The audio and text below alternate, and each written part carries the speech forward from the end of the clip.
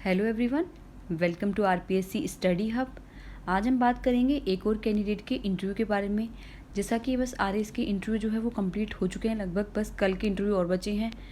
तो इंटरव्यू के वीडियो जो है वो अब कम आएंगे। साथ ही जो है मैं अब इंटरव्यू के वीडियो जो लाऊंगी वो एक साथ जो इम्पोर्टेंट क्वेश्चन है उनको समराइज़ करके लाऊंगी जैसे जैसे मुझे टाइम मिलेगा। ठीक है, तो अब कल जो है वो आरएएस का जो है वो फाइनल रिजल्ट भी आ जाएगा जहाँ तक है, तो उससे पता लग जाएगा कि कौन कौन किस किस कैंडिडेट का सिलेक्शन हुआ है। तो जिन कैंडिडेट का सिलेक्शन होने वाला है उनको अग्रिम बधाइयाँ। अब हम बात करते हैं कि आज की जो बोर्ड में कौन कौन से क्वेश्चन जो है पूछे गए, साथ ही जानेंगे उनके आंसर्स के बारे में। ठीक है, तो आज जो इंटरव्यू हुआ है 12 जुलाई 2021 को इंटरव्यू हुआ है, और इंटरव्यू जो है कैंडिडेट का वो राम रायका जी सर के बोर्ड में हुआ है। इनका इंटरव्यू जो है वो लगभग 25 मिनट तक चला। हॉबी जो है इनकी है डायरी राइटिंग है और इंडियन फिलोसॉफी। ठीक है, फिलोसॉफी में भी इनका थोड़ा इंटरेस्ट है और डायरी राइटिंग है। जॉब जो है वो recommended for ACDYSP SSB assistant commanded, awaiting joining का जो है वेट कर रहे हैं। और AC जो है DYSP SSB जो है सशस्त्र सीमा बल जो है, ठीक है, उसमें AC में इनका जो है वो रिजल्ट अवेटेड है।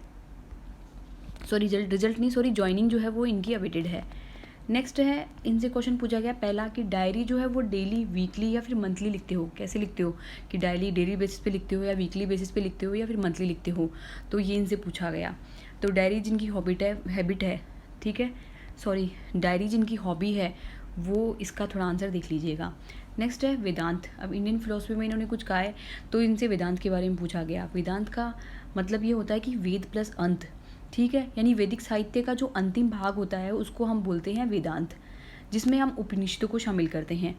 उपनिषदों में भी क्या बोलते हैं कि बहुत सारी शाखाएं हैं अलग अलग, जैसे कि अद्वैतवाद, विशिष्टोद्वैतवाद, द्वैतवाद। तो अद्वैतवाद जो है उसके प्रवर्तक माने जाते हैं शंकराचार्य जी, विशिष्टोद्वैतवाद के माने जाते हैं रामानुज जी, और द्वैतवाद के मध्वाचार्य जी। और इसके बाद भी जैसे वल्लभाचार्य का, चैतन्य महाप्रभु का और निम्बाकाचार्य जी का, अनेक जो है जो वेदांतवादी हुए, उन्होंने अपने अपने जो अनुसार जो है धर्म मत जो है वो प्रचारित किए। उसके बाद अगर हम आधुनिक काल में बात करें कि वेदांत के जो विचारों को प्रचार प्रसार किया, वो है श्री रामकृष्ण परमहंस और स्वामी विवेकानंद जी, ठीक है, अरविंद घोष, ठीक है, इन सभी ने क्या किया, आधुनिक काल में वेदांतवादी विचारधाराओं का प्रचार प्रसार किया। तो इनको भी हम एक तरह से वेदांती ही मानते हैं। नेक्स्ट हम बात करें SSB and border guarding forces. अब SSB जो है हमारी सशस्त्र सीमा बल जो है, जो कि क्या करती है, भारत की सीमाओं की रक्षा करती है। वो भी कौन सी सीमाओं की, यानी इंडिया और नेपाल से रिलेटेड सीमा की, और इंडिया और भूटान संबंधित, यानी नेपाल और भूटान सीमा जो है वहाँ पर जो है सशस्त्र सीमा बल जो है तैनात है, जो भारत की जो है विभिन्न प्रकार की क्षेत्रों से, मतलब विभिन्न प्रकार की गतिविधियों से क्या करती है, भारत को सुरक्षा प्रदान करती है। इसके अलावा बॉर्डर गार्डिंग फोर्सेस और भी हैं, वो है जैसे हम बात करें असम राइफल्स, जो इंडिया और म्यांमार जो है वहाँ बॉर्डर पर तैनात है और रक्षा प्रदान कर देती है। और BSF, ठीक है, बॉर्डर सिक्योरिटी फोर्स जो है हमारी, वो इंडिया पाकिस्तान और इंडिया बांग्लादेश बॉर्डर उस पर तैनात है। और ITBP जो है, इंडियन तिब्बत बॉर्डर पुलिस जो है, वो भारत और चीन की सीमा पर क्या है, तैनात है। तो इस तरह से बॉर्डर फोर्सेस जो है, गार्डिंग फोर्स जो है हमारी, जो सीमाएँ हैं, अंतर्राष्ट्रीय सीमाएँ, उनको सुरक्षा प्रदान करती हैं।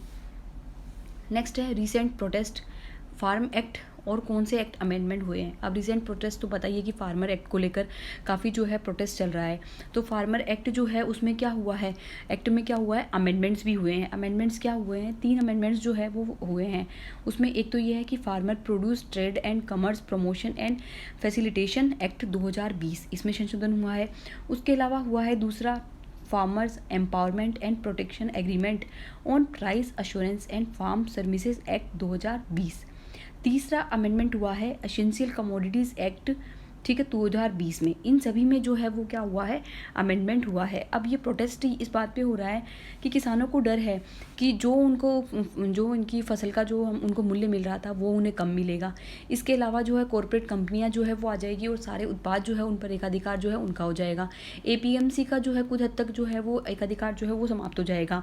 और बड़े बड़े कॉरपोरेट घराने जो है वो कृषि एग्रीकल्चर की जितनी भी गतिविधियों पर नियंत्रण स्थापित कर लेंगे, क्योंकि मंडी के बाहर भी क्या होगा, कृषि जो उत्पाद बेच सकते हैं। तो इससे क्या होगा, जो कृषि की जो मंडियां हैं उनका अस्तित्व भी समाप्त हो सकता है। तो बहुत सारे जो इसमें काफ़ी ज़्यादा किसानों की काफ़ी प्रोटेस्ट है कि किसानों के जो लाभ है फसलों का, वो लाभ उनको प्रॉपर तरीके से नहीं मिल पाएगा, इसलिए इसका जो है विरोध हो रहा है। लेकिन ऐसा नहीं है, अगर इस बिल को प्रॉपर तरीके से लागू किया जाएगा तो किसानों को इससे काफ़ी बेनिफिट होगा। इसके ये क्वेश्चन जो है वो पहले के इंटरव्यू में पूछा गया है, मैंने उसमें और भी अच्छी डिटेल से समझाया है, तो आप मेरा पहले वाला वीडियो भी देख सकते हैं जिसमें ये क्वेश्चन पूछा गया है, जिसका लिंक जो है मैं डिस्क्रिप्शन बॉक्स में दे दूँगी। नेक्स्ट है यूएपीए एक्ट अमेंडमेंट। अब यूएपीए एक्ट अमेंडमेंट ये है, यूएपीए एक्ट होता क्या है? यूएपीए एक्ट है अनलॉफुल एक्टिविटीज़ प्रिवेंशन एक्ट, यानी गैर कानूनी गतिविधियाँ रोकथाम अधिनियम। अब ये अधिनियम जो है वैसे तो ये 1967 का है ये, ओके। अब इसमें 2019 में जो है संशोधन हुआ है, वैसे किस कब का है ये 1967 का अधिनियम है। तो इस अधिनियम में ये बात की गई है कि कोई भी व्यक्ति या संगठन जो है वो देश की एकता, अखंडता, समृद्धता को भंग करने वाली गतिविधियां करता है, ठीक है, तो उसके खिलाफ जो है वो गैर कानूनी तरीके से क्या होगा, मामला चलाया जाएगा, इस एक्ट के तहत चलाया जाएगा, ठीक है। और आतंक विरोधी जितने भी प्रावधान जो है इसमें वो शामिल किए गए, आतंकवाद देख लो, नस्लवाद देख लो, उससे निपटने के लिए बहुत सारे जो हैं इसमें उपाय किए गए हैं। मानव तस्करी से संबंधित जो मामलों की जांच जो है वो भी इसमें शामिल की गई है। वैचारिक विरोध हो या फिर कोई आंदोलन हो, दंगा भड़काने वाले कोई भी कार्य हो, उन सभी को इस एक्ट के थ्रू लाया जा सकता है। तो अभी हाल ही में क्या हुआ था, जब किसान आंदोलन हुआ था तो इस समय भी जो है इसका यूज़ किया गया था। जब किसान रैली जो हुई थी उसमें जब हिंसा भड़की थी तो उसके खिलाफ भी जो है इस एक्ट का यूज़ किया गया था। और अगर एक बार केस दर्ज हो जाता है तो इसमें अंतिम जमानत जो है वो नहीं मिलती है, ठीक है। अब ये एक्ट जो है उसमें ये भी बात है कि इस एक्ट से एनआईए जो है हमारी नेशनल इन्वेस्टिगेशन एजेंसी जो है उसको भी काफ़ी पावर मिलती है कि वो आतंकवादी गतिविधियों से अर्जित आय से बनी कोई संपत्ति है उसको जब्त कर सकता है। उसके अलावा मानव तस्करी से संबंधित कोई भी मामला है उसकी जाँच कर सकता है। तो ऐसे बहुत सारे प्रावधान जो है वो एनआईए को शक्ति प्रदान करते हैं, ठीक है। तो अब नेक्स्ट हम बात करें पॉपुलेशन पॉलिसी, यानी हमारी जनसंख्या नीति। अब जनसंख्या नीति जो है वो अब तक जनसंख्या नीति जो पहली जनसंख्या नीति है वो 1976 में यानी 1976 में भारत की पहली जनसंख्या नीति जो है वो लाई गई थी। और फिर उसके बाद 1981 में जो है इसमें संशोधन भी किया गया, ठीक है। संशोधन करने के बाद इसमें प्रावधान ये है कि जन्म दर जो है उसमें कमी लाई जाएगी, जनसंख्या वृद्धि जो है उसमें कमी लाई जाएगी, परिवार नियोजन कार्यक्रम को बढ़ावा दिया जाएगा, महिला शिक्षा को बढ़ावा दिया जाएगा, विवाह की न्यूनतम आयु जो है वो भी बढ़ाई जाएगी। तो ये सब प्रावधान जो है वो 1976 वाली जो देश की पहली जनसंख्या नीति है उसमें किए गए थे। उसके बाद क्या हुआ कि 2000 में जो हमारी दूसरी जनसंख्या नीति यानी राष्ट्रीय जनसंख्या नीति जो है वो लाई गई 2000 में, सन 2000 में, ठीक है। तो उसमें ये बताया गया कि प्रजनन और शिशु स्वास्थ्य के लिए बेहतर सेवा तंत्र का निर्माण किया जाएगा, गर्भ निरोधक जितने भी उपाय हैं, ठीक है, जितनी भी सुविधाएं हैं वो प्रोवाइड कराई जाएगी, जो हेल्थ से संबंधित जितनी भी सुविधाएं हैं बुनियादी ढांचे को मजबूत किया जाएगा, ठीक है, जितनी भी आवश्यकताएं वो भी पूरी की जाएगी। और 2045 तक जो है 2045 तक जो जनसंख्या वृद्धि दर है उस पर स्थायित्व पा लिया जाएगा, ठीक है। यानी 2045 तक क्या होगा, जनसंख्या स्थायित्व प्राप्त किया जाएगा। इसके अलावा 80% जो संस्थागत प्रसव है 80% संस्थागत प्रसव जो है उनको भी बढ़ावा दिया जाएगा, शिशु मृत्यु दर को कम किया जाएगा, मातृत्व मृत्यु को दर को कम किया जाएगा। ऐसे बहुत सारे प्रावधान जो है वो इसमें किए गए थे। तो ये हमारी पॉपुलेशन पॉलिसी। नेक्स्ट क्वेश्चन की हम बात करते हैं कि डिजिटल सिग्नेचर और क्रिप्टोग्राफी क्या होती है। अभी डिजिटल सिग्नेचर जो है वो काफ़ी इंपॉर्टेंट बन गया है क्योंकि हर क्षेत्र में जो है डिजिटल सिग्नेचर का भी प्रयोग हो रहा है, चाहे हमारे डिजी लॉकर हो, ठीक है, इसके अलावा कोई भी ऑनलाइन डॉक्यूमेंट वेरिफिकेशन हो, डॉक्यूमेंट यूज़ करने का तरीका हो, उसमें डिजिटल सिग्नेचर जो है वो काफ़ी इंपॉर्टेंट है। अब उस पर बात करते हैं कि डिजिटल सिग्नेचर होता क्या है। डिजिटल सिग्नेचर क्या होता है, एक एडवांस्ड क्रिप्टोग्राफी टेक्निक पर बेस्ड होता है बेसिकली, ठीक है। तो ये क्या करता है, हमारा जो डेटा है, ठीक है, उसको सिक्योरिटी प्रदान करता है और साथ ही क्या करता है, ये सिग्नेचर जो भी हमारा होता है, ठीक है, उसको डिजिटली आइडेंटिफाई प्रूफ करने के लिए जो है हम डिजिटल सिग्नेचर का प्रयोग करते हैं। जैसे हमारा नॉर्मल जो हम सिग्नेचर करते हैं वही हस्ताक्षर जो होता है वो डिजिटली किया जाता है, ठीक है, डिजिटली एक आइडेंटिटी बन जाती है हमारी और साथ में क्या है, इसको कोई चुरा नहीं सकता है। इसके अलावा ये क्या है, ज़्यादा सिक्योर होता है, कोई भी इसको कॉपी भी नहीं कर सकता है क्योंकि टोटली क्या होता है, ये इनक्रिप्टेड होता है। अब आगे हम बात करेंगे इनक्रिप्टेड में क्या होता है।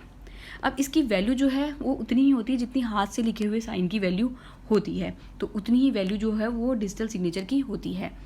नेक्स्ट हम बात करें कि अब इसकी प्रामाणिकता क्या होगी। अब मान लो कोई भी ऑनलाइन डॉक्यूमेंट हो या कोई भी मैसेज हो तो उसकी प्रामाणिकता और स्वीकार्यता के लिए जो है वो डिजिटल सिग्नेचर का यूज़ किया जाता है।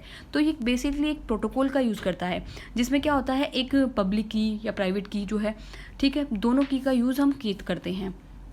उसमें एन्क्रिप्शन और एल्गोरिथम का यूज़ करते हुए हम क्या करते हैं, सिग्नेचर को प्राइवेट की के थ्रू जनरेट करते हैं। और जनरेट करने के बाद फिर जब हम इसको दूसरे दूसरे मतलब किसी भी सोर्स पर भेजते हैं तो उसको फिर डिक्रिप्ट किया जाता है। यानी डिक्रिप्ट भी कैसे होगा, पब्लिक की से।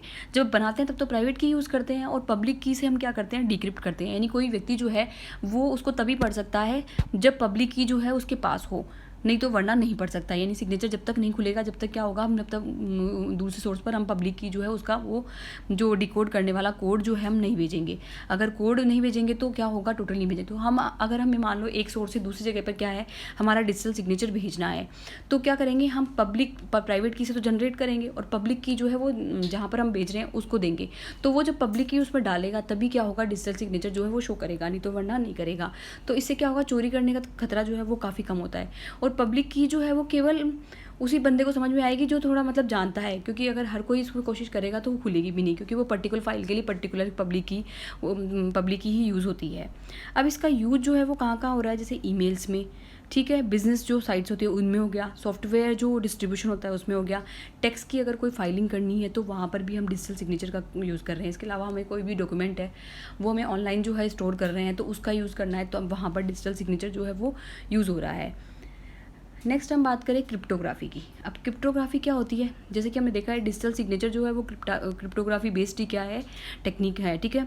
तो उसमें अब इसके माध्यम से क्या होता है, हम चाहे कोई मैसेज भेजें, ठीक है, कोई भी इन्फॉर्मेशन भेजे या कोई भी डेटा जो है, ठीक है, एक स्थान से दूसरे स्थान पर भेजे, ठीक है, एक सोर्स से दूसरे सोर्स पर भेजते हैं तो उसको सिक्योरली भेज सकते हैं बिल्कुल।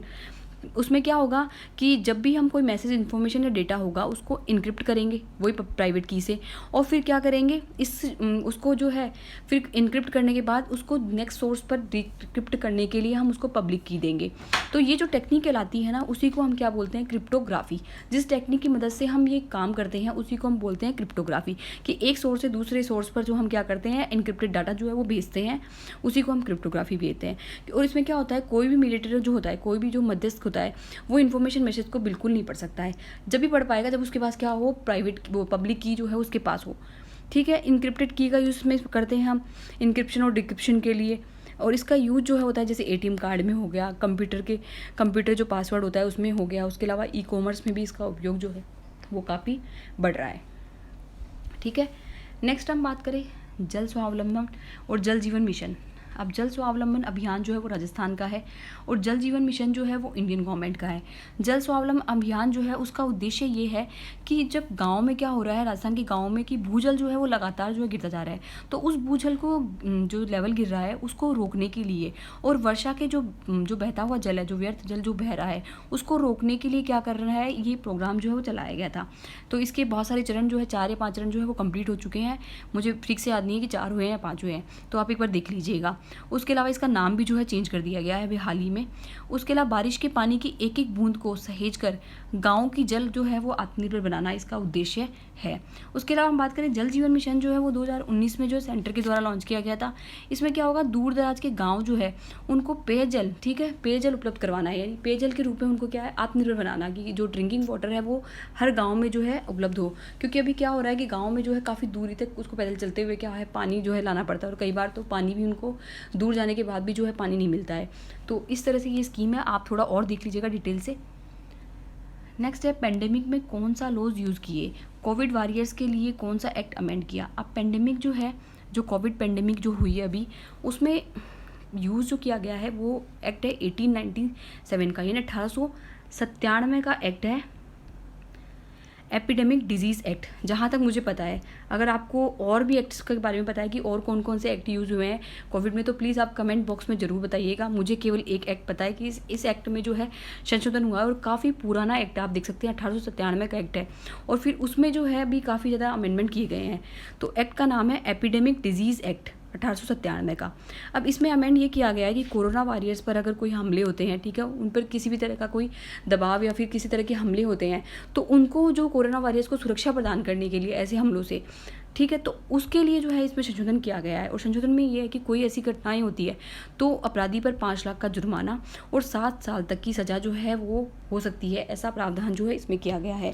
ये ऐसा इसलिए करना पड़ा क्योंकि कोरोना वायरस जो है वो इतनी टफ सिचुएशन में जो है इतनी सारी हेल्प कर रहे हैं, डॉक्टर्स हो चाहे हमारे, ठीक है, नर्सेज हो, वे सभी क्या कर रहे हैं कोरोना के टाइम में जो है वो काफ़ी ज़्यादा हेल्पफुल रहे हैं। तो उसमें भी उनको काफ़ी ज़्यादा जो मानवीय यातनाएं जो है वो सहनी पड़ रही है लोगों के द्वारा, ठीक है। तो ऐसी स्थिति में उनको प्रोटेक्शन देने के लिए ये बिल जो है वो लाया गया था। नेक्स्ट है ये बिल नहीं, अमेंड लाया गया था। यूएस रिलीजियस फ्रीडम इंडेक्स को किस कंट्री ने रिजेक्ट किया? क्या इंडिया में रिलीजियस फ्रीडम है एंड हाउ? डायरी में प्रोटेस्ट लिखते हो? अब इसमें ये है कि यूएस रिलीजियस फ्रीडम जो इंडेक्स आया था उसमें कौन सी कंट्री ने रिजेक्ट किया, मुझे बिल्कुल नहीं पता है कि क्या रिजेक्ट किया। प्लीज़ किसी को पता हो तो कमेंट बॉक्स में ज़रूर बताइएगा। क्या इंडिया में रिलीजियस फ्रीडम है और हाउ, ठीक है, एंड हाउ ये भी पूछा गया इनसे। फिर पूछा डायरी में प्रोटेस्ट लिखते हो क्या, ये भी पूछा। नेक्स्ट है ऑटोबायोग्राफी पढ़ी है, गांधी जी ने किस बात पे सबसे ज़्यादा आत्मग्लानि होने से रिलेटेड लिखा है? अब इसमें यह है कि ऑटोबायोग्राफी है ही, my experiment with truth Gandhi ji की है ही, तो गांधी जी ने सबसे ज़्यादा किस बात पर आत्मग्लानि हुई ठीक से तो मुझे पता नहीं है, लेकिन मैंने ढूंढने की कोशिश करी थोड़ा इसका, तो इसका आंसर मुझे ये मिला कि 16 साल की उम्र में क्या हुआ था कि गांधी जी की मैरिज हो गई थी, और उसी टाइम में उनके पिताजी जो थे काफ़ी बीमार थे, और फिर क्या हुआ था उनकी थोड़े टाइम बाद मृत्यु भी हो गई थी। तो उस समय वे क्या थे, अपनी पत्नी के साथ थे, अपनी पत्नी के साथ क्या थे, व्यस्त थे, और पिताजी के अंतिम समय में भी उनके साथ नहीं रह सके। तो ये बात जो है वो गांधी जी को काफ़ी आत्मग्लानि के रूप में उनको बार बार याद आती थी। तो हो सकता है यही बात जो है उन्होंने लिखी और इंटरव्यू बोर्ड जो है यही बात पूछना चाह रहा हो। तो अगर किसी को और भी कुछ पता है तो कमेंट बॉक्स में ज़रूर बताइएगा, शेयर करिएगा, क्योंकि और लोगों को काफ़ी ज़्यादा बेनिफिट होगा और मुझे भी पता लगेगा कि आंसर जो है ये है। Thank you for watching this video.